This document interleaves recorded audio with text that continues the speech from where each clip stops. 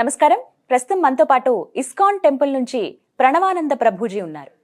వారు గోవర్ధన ఇకో విలేజ్ ఆశ్రమంలో సేవ చేస్తూ ఉంటారు. అలాగే వివిధ మాధ్యమాల్లో కృష్ణ తత్వం గురించి, భగవద్గీత, భాగవతం, రామాయణం గురించి ప్రవచనాలు ఇస్తూ ఉంటారు. వారు ప్రస్తుతం సుమన్ టీవీ స్టూడియోలో ఉన్నారు.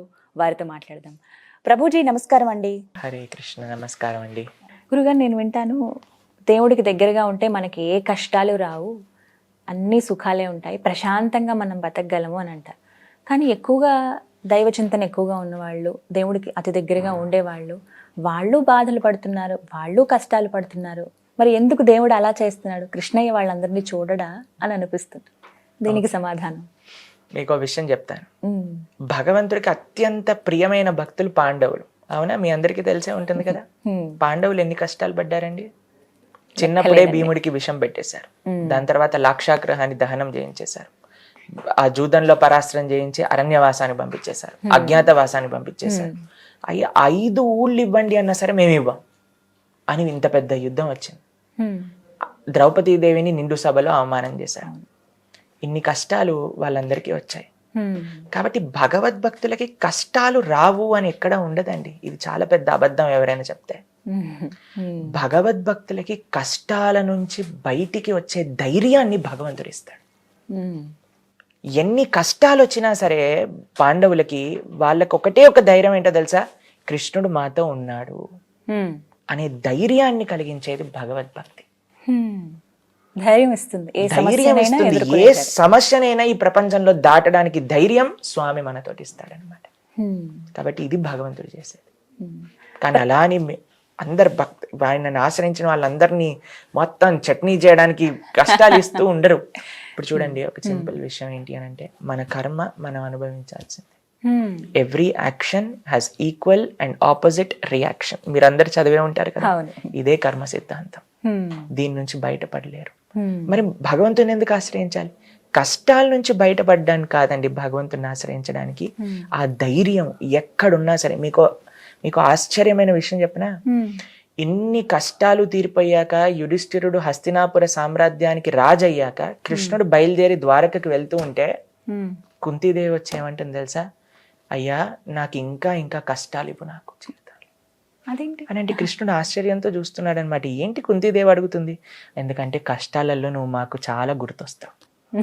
ఇప్పుడు చూడండి, కష్టాలు రాగానే మాకు గుర్తుండేది, మేము ఎగ్జామ్ రాయడానికి వెళ్ళేటప్పుడు వెంటనే అందరు గురికి పరిగెత్తి హాల్ టికెట్, పెన్నులు అన్ని స్వామి దగ్గరికి వెళ్ళి అయ్యా ఎలాగైనా సరే పాస్ చేయించేసి, ఒకసారి పాస్ అయిపోయి ఫస్ట్ ర్యాంక్ వచ్చేసింది అనుకో, అందరు పార్టీకి వెళ్తారు. ఎవరు గుడికి వచ్చి దేవుడా నీ వల్ల పాస్ అయ్యానని చెప్పే వాళ్ళు ఉంటారా అండి?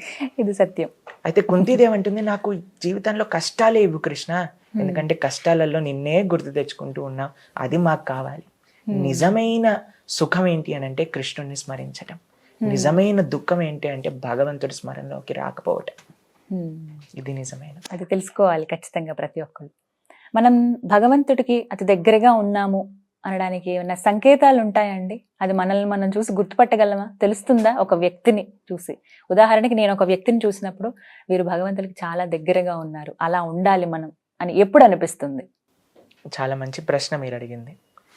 ఎంత భౌతికమైన విషయాల నుంచి మనం దూరంగా ఉండి ఎంత భగవత్ చింతన మనం చేస్తున్నాం, ఎంత ధర్మానికి అనుగుణంగా మన జీవితం నడుస్తుంది, ఇది మనకి లిట్మస్ టెస్ట్ అన్నమాట. మనం ఎంత భగవంతుడి దగ్గరికి వెళ్తున్నాము, ఎన్ని భౌతికమైన కోరికలతో మనం ఉన్నాము అనేసరికి అంత ఎందుకంటే భగవంతుడు అండి ఆకర్షణ శక్తి ఆయనకి. మన మనసుని చౌరాగ్రగణ్యం పురుషం నమామి అని అంటారు కృష్ణుని. కృష్ణుడు ఎన్నో దొంగతనాలు చేశారు కదా. అన్నిటికంటే పెద్ద దొంగతనం, నిత్యం చేసే దొంగతనం ఏంటో తెలుసా? మన హృదయాన్ని దొంగతనం చేస్తాం. కాబట్టి అటువంటి స్వామి దగ్గర మనం ఉండి ఈ ప్రపంచంలో ఉండే వేరేది ఏదైనా కోరుకుంటున్నాం అనుకోండి, అప్పుడు మనకు తెలుస్తుంది అయ్యా ఆయన పైన ఇంకా రుచి మనకు కలగలేదు అని. అదే మనం స్వామి యొక్క భక్తిలో, ఆయన యొక్క స్మరణలో, ఆయన యొక్క సేవగా మనం దేన్ని వదిలిపెట్టాల్సిన అవసరం లేదండి ఈ ప్రపంచంలో. కృష్ణుడు అదే చెప్తాడు, మాం అనుస్మర యుద్ధచ, నన్ను గుర్తుపెట్టుకొని యుద్ధం చేయి. అక్కడ అర్జునుడి యొక్క కర్తవ్యం యుద్ధం చేయటం, నా యొక్క కర్తవ్యం ఆశ్రమంలో సేవ చేయటం, మీ యొక్క కర్తవ్యం మీ డ్యూటీ చేయటం. ప్రతి ఒక్కళ్ళు వాళ్ళ వాళ్ళ కర్తవ్యాలను నిర్వర్తిస్తూ ఉండాలి. కానీ మనసులో ఇది కృష్ణుడి కోసం చేస్తున్నా అనే భావన రావాలంతే. మీకు ఒక విషయం చెప్తాను. బృందావనంలో ఒకసారి ఒక పండ్లు అమ్ముకునే ఆవిడ వస్తుందన్నమాట. ఆవిడ వచ్చి చక్కటి పండ్లు బృందావనంలో అండి ఏ సీజనల్ కాదండి, ప్రతి సీజన్లో అన్ని సీజన్లకి సంబంధించిన ఫ్రూట్స్ ఉండేవి అనమాట. ఎందుకంటే వాళ్ళందరి పర్పస్ కృష్ణుడికి సేవ చేయాలి అని. సరే ఒక చక్కటి పండ్లముడికి ఆవిడ వచ్చింది. నంద యశోదలు ఇద్దరు ఇంట్లో లేరు. కృష్ణుడు చూశాడు, అమ్మ నాకు పండ్లు కావాలి అని అడిగాడు. సరే నాన్న తీసుకో అనంది. అయితే అమ్మ నేను ఇంటికి వెళ్ళి ధాన్యం తీసుకొస్తా అని, అప్పుడు బార్టర్ సిస్టమ్ కదా, లోపల నుంచి ధాన్యం పట్టుకొని వస్తూ ఉన్నాడు. నడుస్తూ ఉంటే ఈయన రంధ్రాల నుంచి మొత్తం ధాన్యం అంతా పడిపోతూ ఉందన్నమాట. చిన్ని కృష్ణుడు పాపం ప్రయత్నం చేశాడు, వచ్చేసరికి మొత్తం ధాన్యం జారిపోయింది. 2 ధాన్యం మాత్రమే చేతిలో ఉన్నాయి, 2 గింజలు ఉన్నాయి అంతే. అయితే ఆవిడ దగ్గరికి వెళ్ళి, అమ్మ అన్ని పడిపోయాయి అమ్మ. ఏం పర్వాలేదు నాన్న, ఈ 2 తీసుకుని ఆవిడ కృష్ణుడు చెయ్యి నిండి అంత ఫ్రూట్స్ ఇస్తుంది అనమాట. ఇస్తుంది. ఇచ్చి తన గంపని చూడంగానే గంప నిండా వజ్రాలు వైడూర్యాలు నగలతో నింపేస్తాడు కృష్ణుడు. అయితే తలపైన పెట్టుకుంటుంది గంప, తీసుకెళ్ళిపోతుంది అరణ్యంలోకి.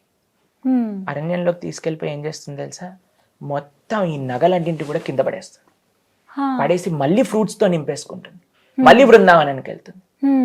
ఎందుకో తెలుసా, ఆవిడ అనుకుంది ఈ వజ్రాలు వైడూర్యాలు నగలు కాదు నిజమైన ఐశ్వర్యం, కృష్ణుడు అమ్మా అమ్మా అని నన్ను పిలుస్తున్నాడు కదా, ఇది నిజమైన ఐశ్వర్యం, ఇది భక్తి అన్నట్టు. ఈ భావన కలిగించడానికే మనం శాస్త్రాన్ని అధ్యయనం చేయాలి. భాగవతం, భగవద్గీత, రామాయణం, ఇది భగవంతుడి పైన ప్రేమ కలిగించడానికి ఈ భౌతికమైన విషయాలన్నింటినీ కూడా దూరం పెట్టండి. ఎందుకంటే ఇది అశాశ్వతం అండి. కాబట్టి వీటిపైన ఎంత మనం ప్రయత్నించినా సరే ఏంటి చెప్పండి, మనకి గ్యారంటీ ఉంటుందా లేదా? అంటే భగవంతుడికి దగ్గర అవ్వాలి అంటే రామాయణం, భగవద్గీత, భాగవతం ఇవి ఖచ్చితంగా మనం చదవాల్సిందేనా? అవి చదవకుంటే మనం దేవుడికి దగ్గరగా ఉండలేమా? ఇప్పుడు చూడండి, ఒకళ్ళ గురించి మీరు ఒకళ్ళతో ప్రేమలో పడాలి అని అనుకున్నారనుకో, ఈ ప్రపంచంలో చూద్దాం ఒక భౌతిక ఎగ్జాంపుల్, ఏం చేస్తారు?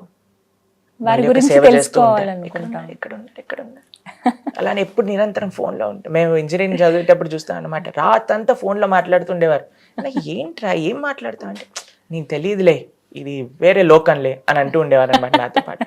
ఏం లోకం అది? ప్రేమ లోకం. ప్రేమ లోకంలో ఏముంటుంది? ఎప్పుడు వాళ్ళనే స్మరణ, ఎప్పుడు కూడా మెసేజ్ వచ్చిందా లేదా చూసుకోవాలి, వెంటనే వాళ్ళతో మాట్లాడుతూ ఉండాలి, ఎలా ఉన్నా ఎక్కడున్నా సరే వాళ్ళతో కనెక్షన్ లో ఉండాలి అన్నప్పుడు వాళ్ళ గురించి తెలుసుకోవాలి కదండి. ఇప్పుడు ఎవరితోటైనా ఈ ప్రపంచంలో మనం ఒక సంబంధాన్ని ఏర్పాటు చేసుకోవాలి అని అనుకున్నప్పుడు, ఇప్పుడు మీరు నా గురించి తెలుసుకుంది ఎలా? మా ఛానల్ని చూసి మేము చెప్పేది విని మీకు తెలుసు. అప్పుడు భగవంతుడి గురించి తెలుసుకునేది ఎలా? స్వామి యొక్క లీలలు అవన్నీ ఎక్కడ ఉన్నాయి? భాగవతంలో ఉన్నాయి. కాబట్టి అందుకే రుక్మిణీదేవి ఎప్పుడు కృష్ణుడిని చూడలేదు. మీకు ఆ విషయం తెలుసా? అవునా? రుక్మిణీదేవి కృష్ణుడిని జీవితంలో ఎప్పుడు చూడలేదు. పెళ్లి కోసం కృష్ణుడు వచ్చి రుక్మిణీదేవిని తీసుకెళ్లేంత వరకు కృష్ణుడు చూడలేదు. తెలియదు అసలు. ఎలా మరి ప్రేమలో పడింది? శృత్వాన్ గుణాన్ భువన సుందర శృణ్వతాంతే. ఆ విదర్భ దేశానికి చాలా మంది ఋషులు మహాత్ములు వస్తూ ఉండేవాళ్ళు అనమాట. వాళ్ళు బృందావనంలో జరిగే కృష్ణలీలన్నీ చెప్తూ ఉండేవారు. రుక్మిణీదేవి విని విని విని కృష్ణుడితో ప్రేమలో పడింది. అదే విషయాన్ని చెప్తుంది. కృష్ణుడు అడుగుతాడు, అరే నువ్వు నాతో ప్రేమలో ఎలా పడ్డావు నాకు తెలియకుండా అంటే, శృత్వాన్ గుణాన్, నీ గురించి విన్నా, నీ గుణాలు నీ లీలల గురించి విని నీతో ప్రేమలో పడ్డా అని చెప్తుంది అనమాట. కాబట్టి భగవంతుడిని చేరుకోవడానికి, భగవంతుని తెలుసుకోవడానికి మార్గం ఏంటి అని అంటే శ్రవణం, కీర్తనం, స్మరణం, పాదసేవనం, అర్చనం, వందనం, దాస్యం, సఖ్యం, ఆత్మనివేదనం. అందులో మొట్టమొదటిది శ్రవణం, అంటే వినటం, వినాలి, భగవంతుడి గురించి వినాలి. వినడం ద్వారా ముందుగా తెలుసుకోవాలి. కరెక్ట్. తెలుసుకుంటే కదండి మనం ఆశ్రయించాలి. చాలా చక్కగా వివరించారు ప్రభుజీ. నమస్తే. హరే కృష్ణ అండి, చాలా ధన్యవాదాలు.